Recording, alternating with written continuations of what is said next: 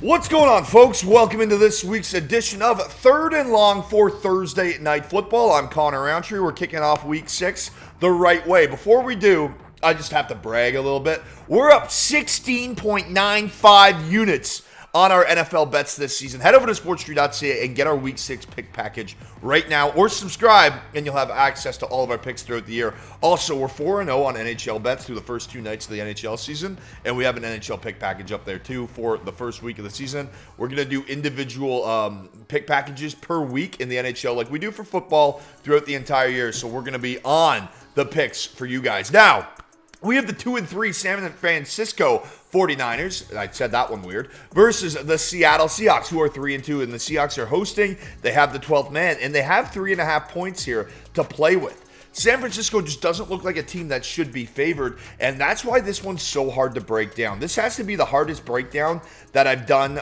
against the spread and with the totals this year. The model has this split right down the middle on both those bets, like 52 and 54%. And the main reason is that if the Niners didn't block a field goal for a touchdown last week, and if Nick Bosa didn't get an interception, they might have lost by double digits to the Cardinals. They're scoring just over 40% of the time that they're in the red zone. The only team for a frame of reference, the only team in the NFL last season that scored at below a 44% rate was the New York Jets without Aaron Rodgers. The San Francisco 49ers in 2024 are worse at converting in the red zone than the Jets last season. That is a statistical fact. That's not good. I was going into this game thinking, hey man, I'm going to take the over. Then the line got juiced up to 49.5, so I'm not playing that. And then I was like, well, maybe I'll play the under. There's too many holes. Brock Purdy, what's he going to do against the Seattle defense that just let Danny Dimes drop 250 yards against them without Malik Neighbors, without Devin Singletary?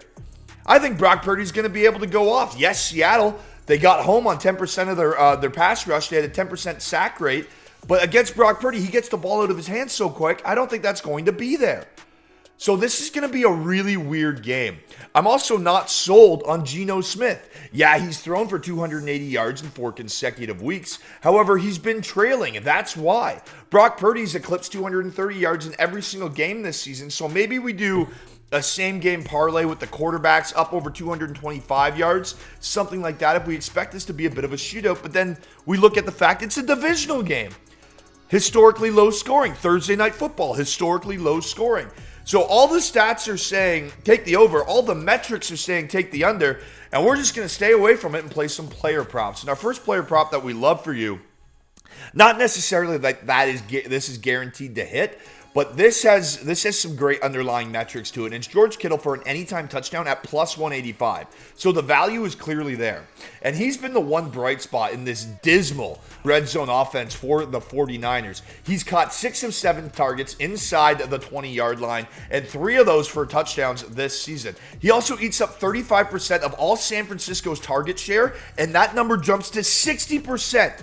He has a 60% target share in the red zone. At plus 185, I like George Kittle to go out and get it done and hit pay dirt this week. The second prop bet that we are looking at is Jackson Smith-Njigba. Now, his line of 46.5 yards seems like a lot.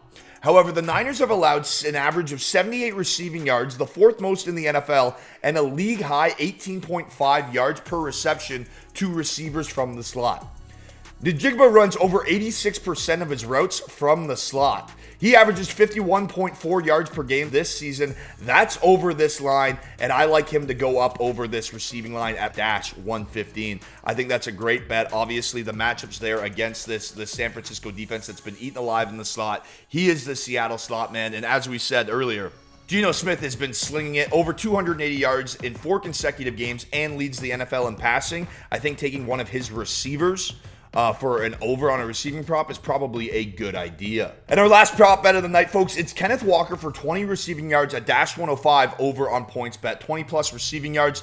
The Niners, they've been gashed this season by pass catching backs. The Niners are allowing 4.5 catches and 42 receiving yards per game against running backs this year. And the 3 games in which he's been healthy this season, like he is on Thursday Night Football, Walker has averaged 5 targets with over 33 receiving yards, and we just need him to get 20. Mind you, he's also gone up over over this prop in consecutive weeks. Lock in Kenneth Walker as a receiver.